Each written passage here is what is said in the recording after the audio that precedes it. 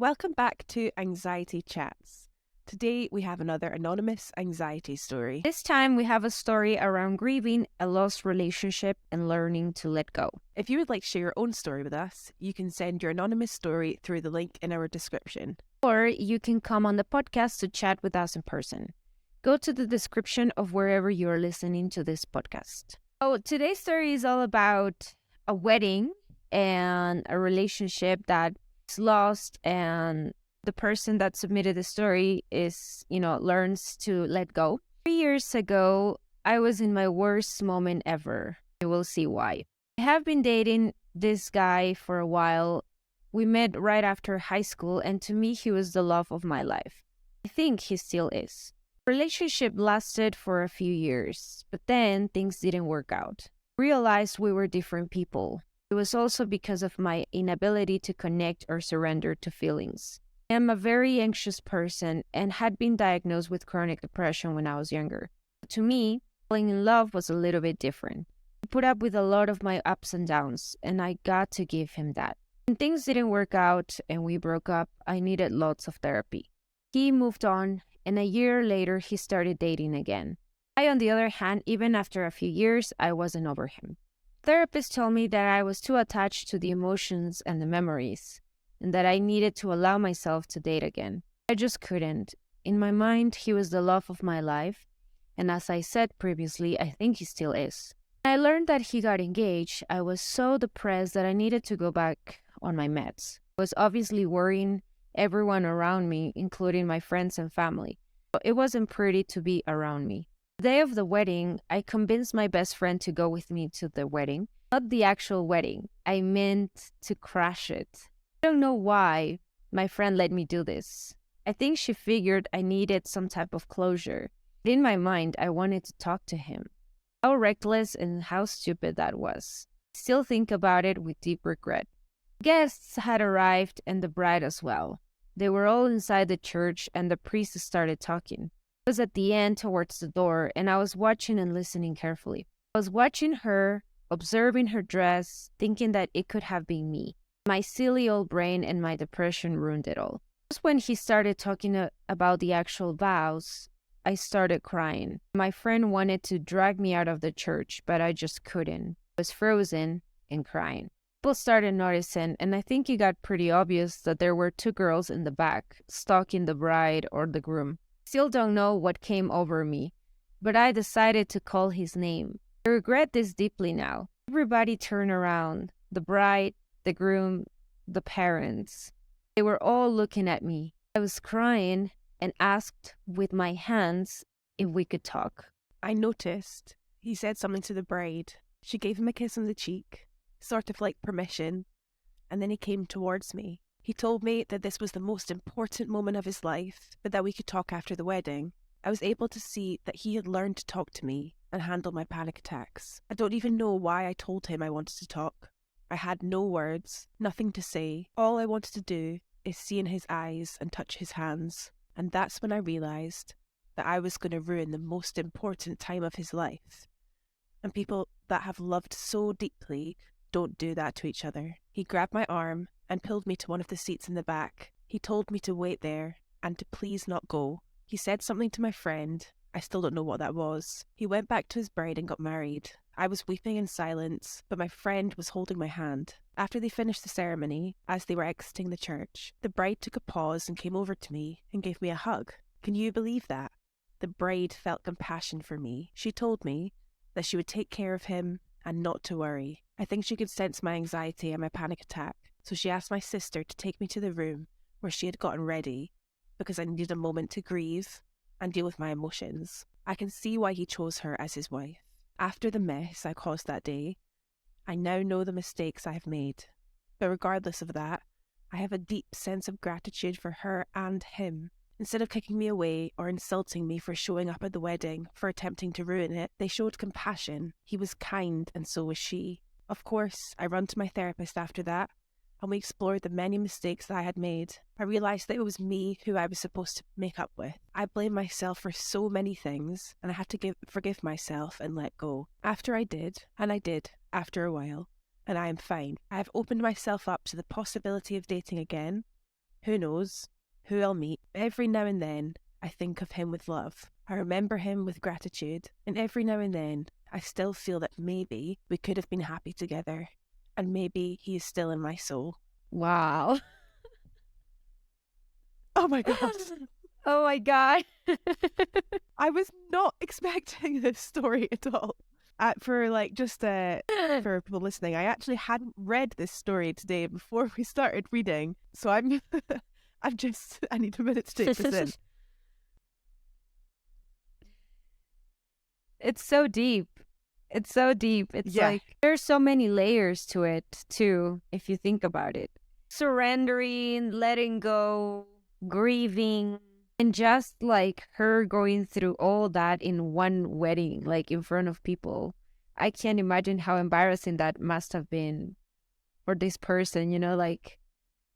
But then again, when you go through like attacks, you don't think about those things. You don't even care what people are thinking of you. You just like, you don't think about that, That's really true. That's really true.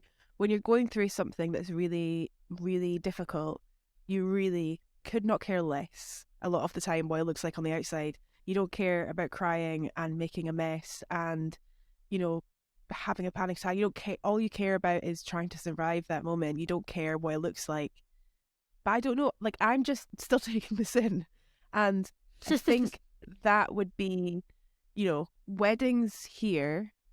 I can't imagine any wedding I've been to where the bride and groom would react like that. I imagine any wedding I've been to, if I'm honest, I think the security would have chucked them out and they probably wouldn't have got in. But maybe the weddings are smaller I go to. I don't know. I am just assuming that this is a place where they were able to sneak in, maybe, or before. Like there are so many things not said, but I'm guessing that's what happened. Also, like you can kind of like read between the lines because based on what this person is saying, how the groom kind of talked to the bride and she kind of accepted it, I think you can guess that there's like some story behind, like they know, like she knows that this particular ex has maybe like problems and like letting go, or maybe like her own mental condition, like being depressed and anxious. Like I just imagine that there's some type of story behind, maybe some other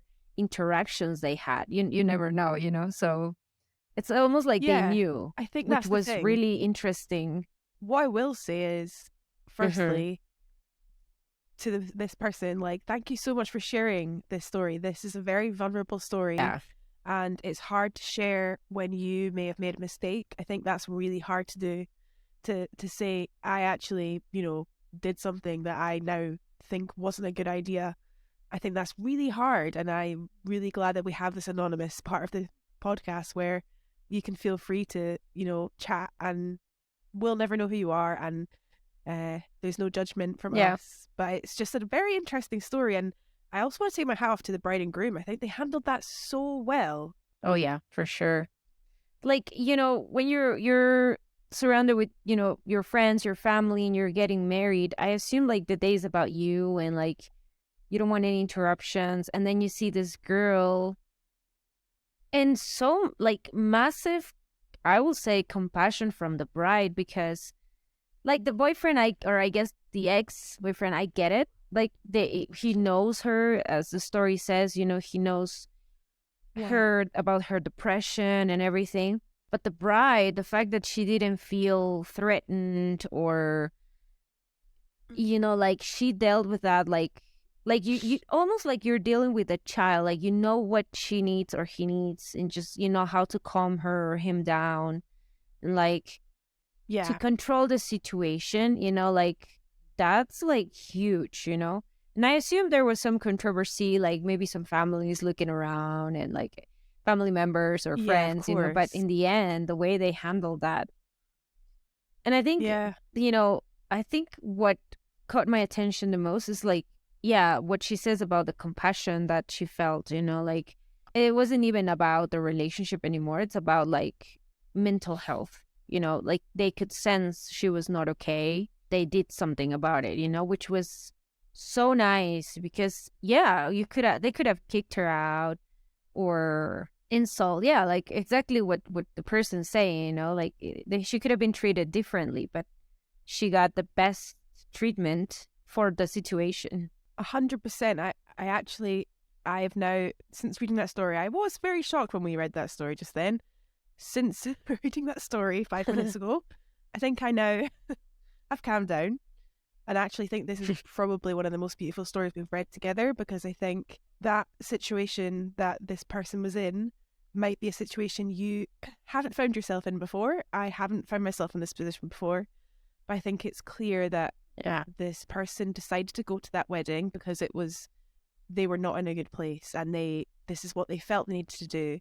So the fact that they were met with kindness and compassion is what life is about. Like, at the end of the day, obviously your wedding is one of the most important days of your life for a lot of people, but actually stopping your wedding or going after your wedding to help somebody, especially somebody that is an ex, I think shows what their relationship will be like for the rest of their life, this couple. I think it shows that they are going to do good things with their union. And I think actually that is really beautiful. And like you said, I bet there's a lot of family members that might not have agreed with the way they handled it, and they would like to be like, get them out of here. But Yeah. they didn't care about that. They just wanted to help them. Oh, I love that. Yes. I think that's why the person wrote, like, I know why, or I think she said something like that, right? I know why he chose her as his wife, because Yeah. like after all that mess, like you can see when a person is good for somebody else, and you just have to kind of accept that and let go, like, wow, they're good together. And you can even sense it in the story, the way the two of them kind of handled the situation. It was like almost like in a harmonious way, and it sounds promising to me. And that's good. That's so good. But also, I don't know, it makes me sad because it's like at the end of the story, there's still a little bit of grief, and you can sense pain also in the words of the person, like you can definitely sense that journey of letting go, which, I've had to get over breakups before, not this intense, obviously, but I can think or try to go back and think like, yeah, it's like giving away someone or just letting go. It's like so painful. Yeah.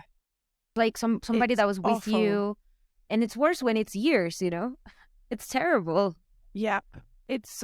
I was actually just for some reason thinking the other day about the pain of breakups, and I think I was thinking, I've got like children in my life that I'm thinking like one day you might have to go through that, and just feeling like there's nothing quite like the pain of a breakup, is there? It's kind of like quite a unique type of pain.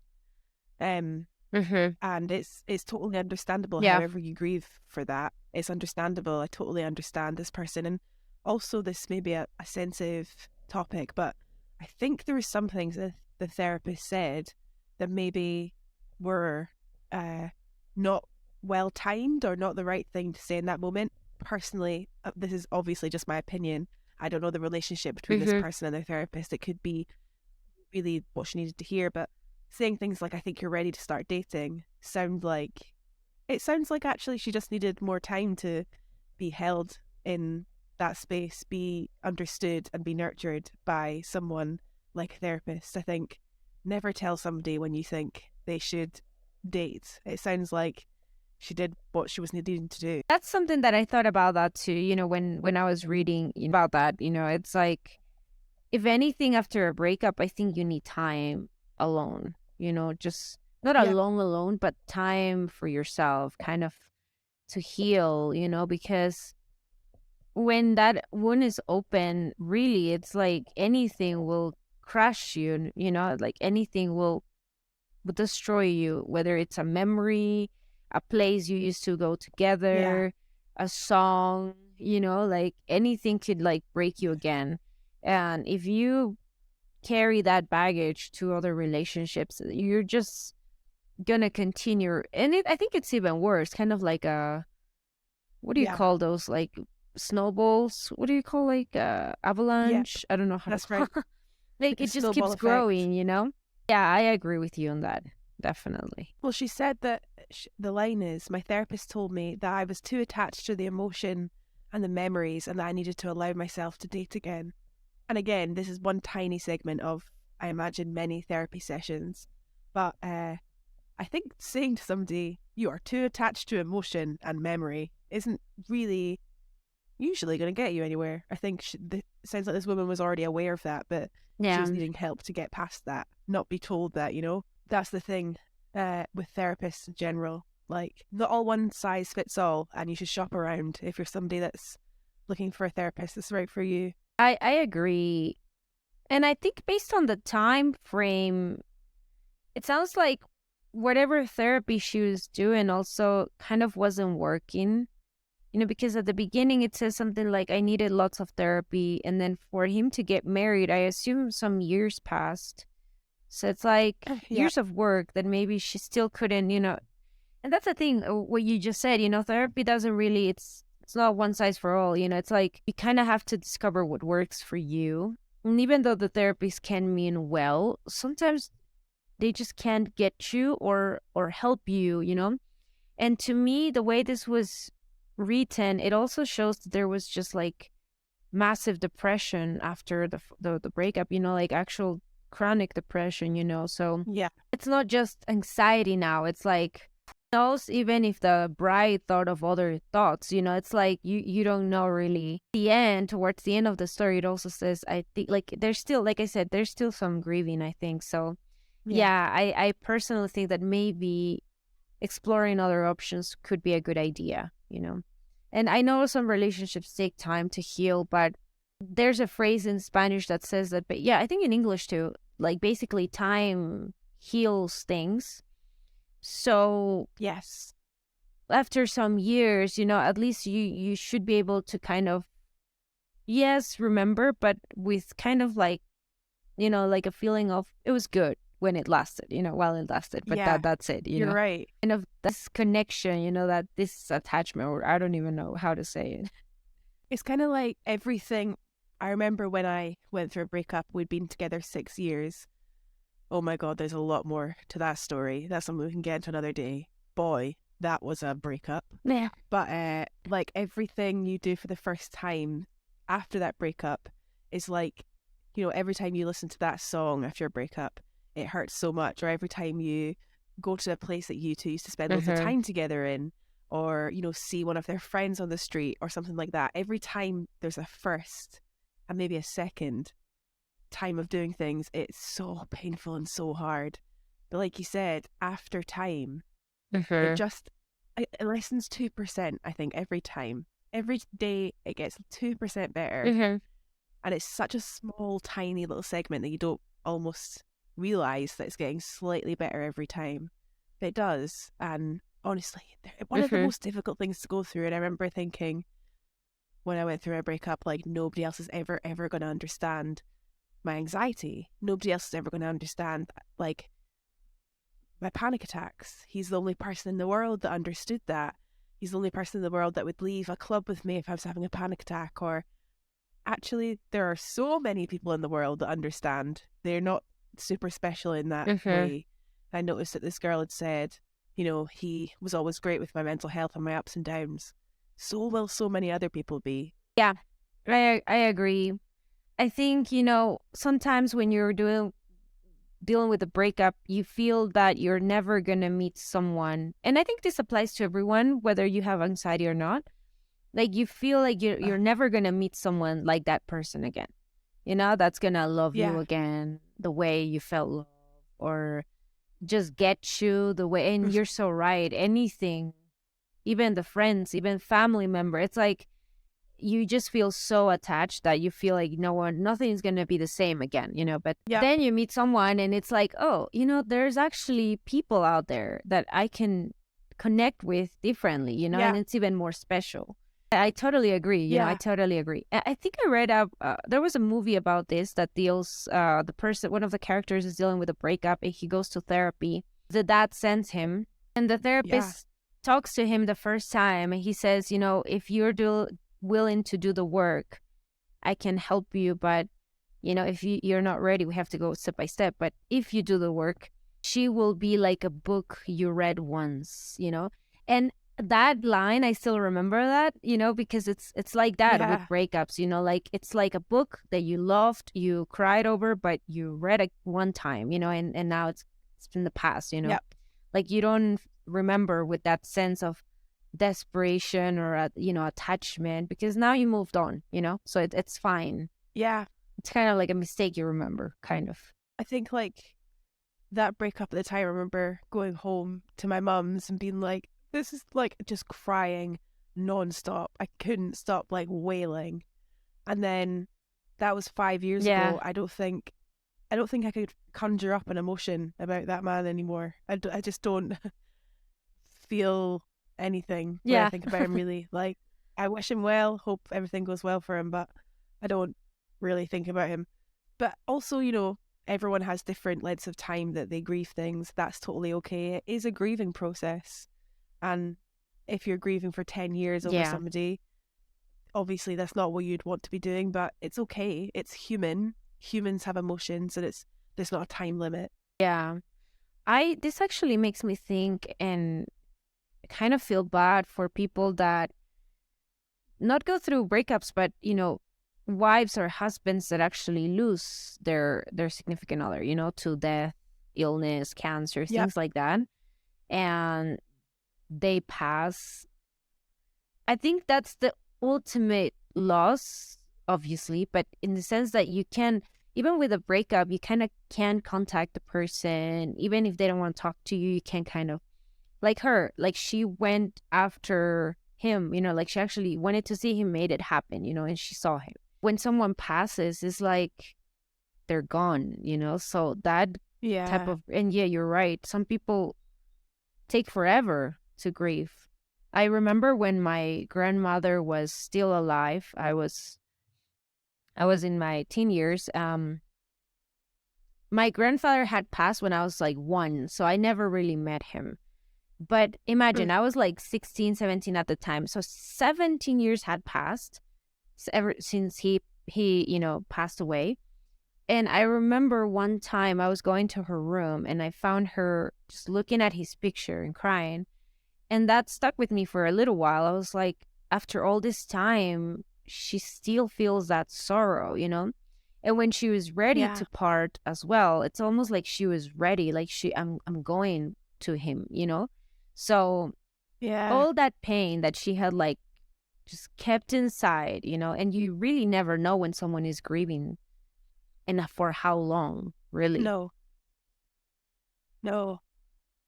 And Yeah. even in other parts of grief that isn't like you know, romantic, the same kind of thing happened with my dad. Like my dad is the kind of guy that's like strong but also emotional. Like, he'll talk about his emotions quite openly a lot of the time. But I remember I was like maybe 12, 13, and I went downstairs into the front garden, and he was sitting in his car by himself looking at a picture of his dad, and he was crying, like sobbing, you know, really upset. And I remember that so clearly, and going up to him and giving him a Yeah. cuddle, and, you know, seeing your dad cry when you're that age is quite like, you know, it hits you hard, because dads are often the ones Mm-hmm. that are, you know, having to be brave all the time.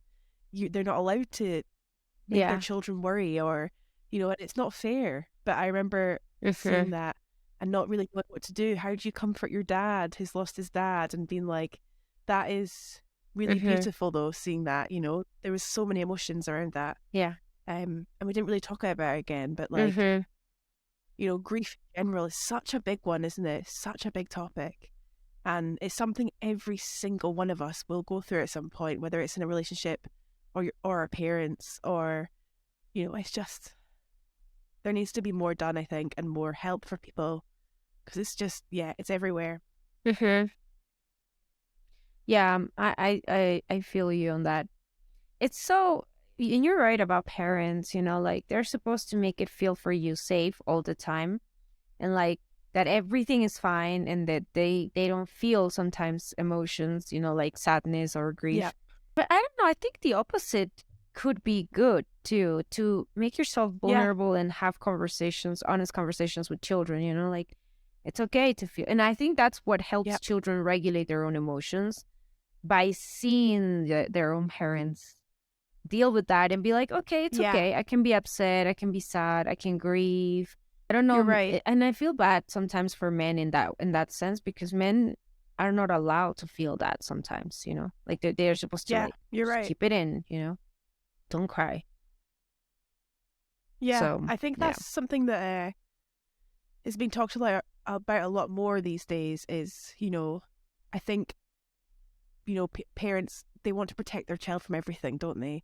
And that's totally fair enough. I imagine I'll be the same when I have kids. Like, you just want to protect them and put them in a little box where they are safe and free from any pain. But it's not really preparing them, is it, for what life's like out there? And I think I don't really remember seeing my parents cry that often, or hearing them, I knew that they'd be sad about things every now and then, but I think actually it's quite important for kids to see their parents upset and understand, throughout your whole life you will have emotions. It doesn't stop when you get to a certain age. You'll still have emotions, and it's not, it's just how you deal with them and how you cope with them that matters. True. I love that. And, men can be so empathetic as well, like, so when they learn, I think when they are able to deal with their own emotions, they can show also massive empathy for others. It's kind of like an upgrade to being allowed to feel emotions. It also makes you more empathetic. And that's one thing that I was able to sense from the groom in the story, for example. It's like just empathy, whether he, he liked that she was there standing, or he was shocked, or, he probably had other ideas how to stop the situation. Yeah.